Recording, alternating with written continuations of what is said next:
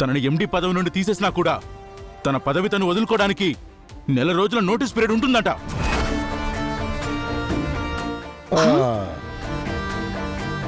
అర్హతతో మేమొక డీల్ చేస్తుంటే మధ్యలోకొచ్చి ఆపేసి నా భర్త పరువు ఆఫీసులో అందరి ముందు తీసేసింది.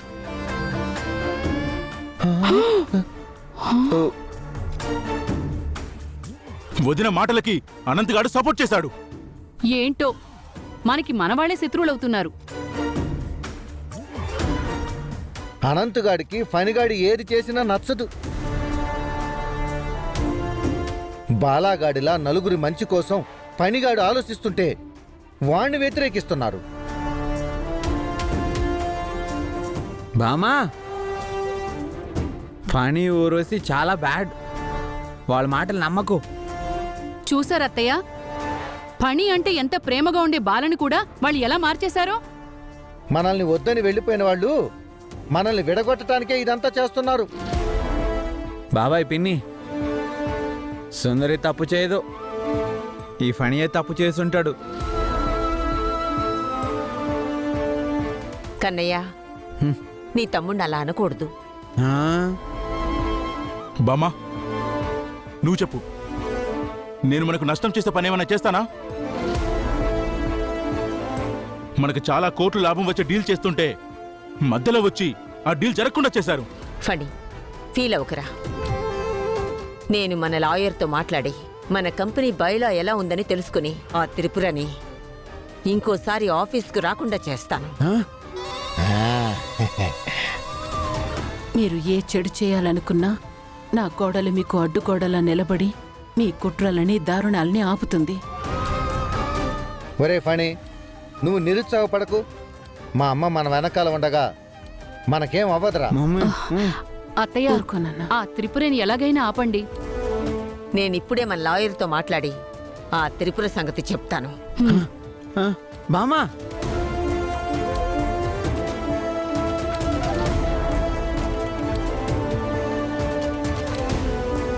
మమ్మీ వీళ్ళేదో రాంగ్ పని చేసి ఉంటారు. సుందరి అందుకే ఆపుంటుంది. అవునాన్నా, వీళ్ళ ఆటలకి త్రిపుర చెక్ పెడుతుంది.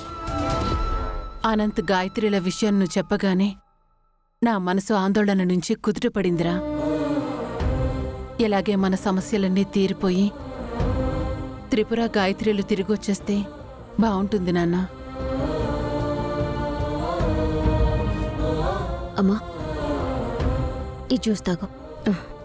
ఈ జ్యూసులన్నీ నాకెందుకమ్మా? కడుపుతో ఉన్నదానివే, నువ్వు తాగాలి. తాగు. దానికి కూడా జ్యూస్ తెచ్చానులేమ్మా, ముందు నువ్వు తాగు. గాయత్రి, ఇదిగో నువ్వు కూడా తాగు.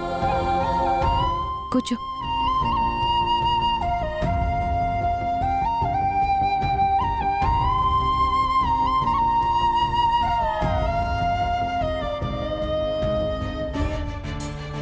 వదిన ఆగు. వీళ్ళు మన కాలనీలోకి కొత్తగా వచ్చారు కదా, నీ కూతురు సీమంతానికి వాళ్ళను కూడా పిలువు. నువ్వు చెప్పేది బాలే ఉందిలే. వాళ్ళని సీమంతానికి ఎలా పిలుస్తాం?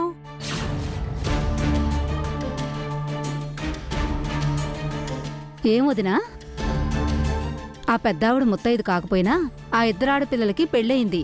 వాళ్ళు ముత్తైదువులే కదా. ఆ ముత్తైదువులొచ్చి నీ కూతుర్ని ఆశీర్వదిస్తే నీకు మంచే జరుగుతుందిలే. మొగుళ్ళు వదిలేసి వచ్చిన వాళ్ళు.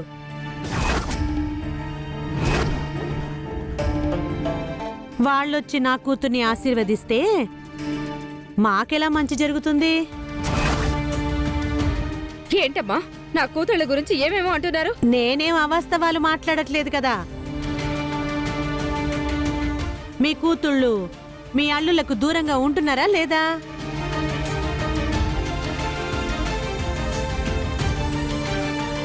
చూడండి, మా సమస్యలు వేరు, మా పరిస్థితులు వేరు. మీకు నచ్చితే పిలవండి, నచ్చకపోతే ఏం మాట్లాడకుండా ఇక్కడి నుంచి వెళ్ళండి. అబ్బో, ఉన్నమాట అంటే ఊలికెక్కువ. పద వదిన, పోదాం. పద. వాళ్ళ మాటలు పట్టించుకుని నువ్వెక్కువగా ఆలోచించకు. అది నీ ఆరోగ్యానికి మంచిది కాదు. అవునమ్మా, గాయత్రికి మనం సీమంతం చేయాలి కదా. అవునమ్మా, దానికి కూడా నెలలు నిండుతున్నాయి. సీమంతం చెయ్యాలి. ఈ గొడవల్లో పడి ఆ విషయమే మర్చిపోయాను. ఒక పని చేయమ్మా, నువ్వు వెంటనే గుడి దగ్గర పంతులు గారిని అడిగి మంచి రోజు ఎప్పుడో చెప్పమని చెప్పు. ఆ రోజు గాయత్రికి మన స్థాయిలో సీమంతం చేద్దాం. అలాగేనమ్మా.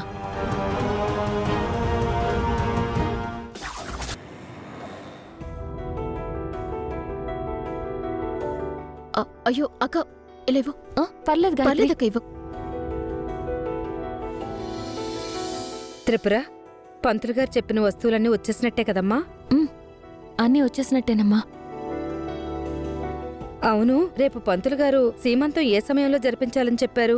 రేపు ఉదయం 11 కల్లా కార్యక్రమం మొదలు పెట్టమని చెప్పారమ్మా.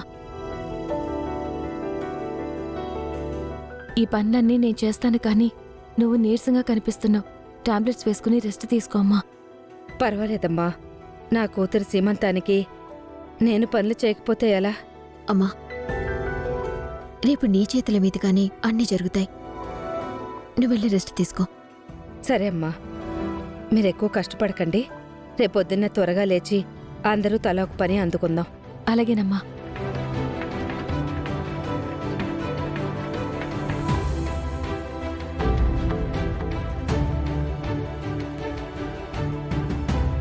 గాయత్రి, ఎందుకలా ఉన్నావు?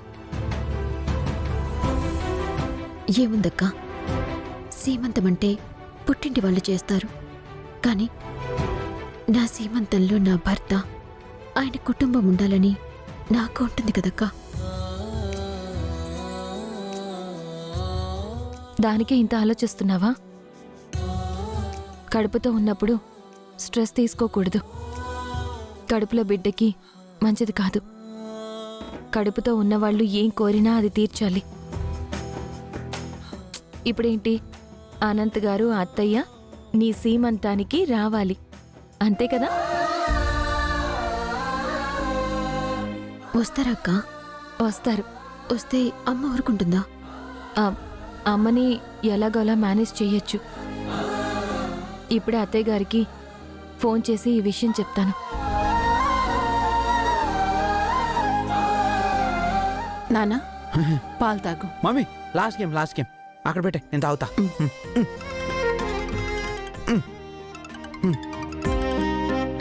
అమ్మ త్రిపుర, అత్తయ్య, ఎలా ఉన్నావమ్మా? నేను బాగున్నాను అత్తయ్య. మీరెలా ఉన్నారు? మేమందరం బానే ఉన్నావమ్మా. పొద్దున్న గుళ్ళో జరిగిన విషయం బాలా చెప్పాడు. ఆ దుర్మార్గులు ఇంత నీచానికి దిగజారుతారని నేనెప్పుడు అనుకోలేదు. అవునత్తయ్య, ఇప్పుడు గాయత్రి అనంత్ గారి మధ్య అపార్థాలన్నీ తొలగిపోయాయి.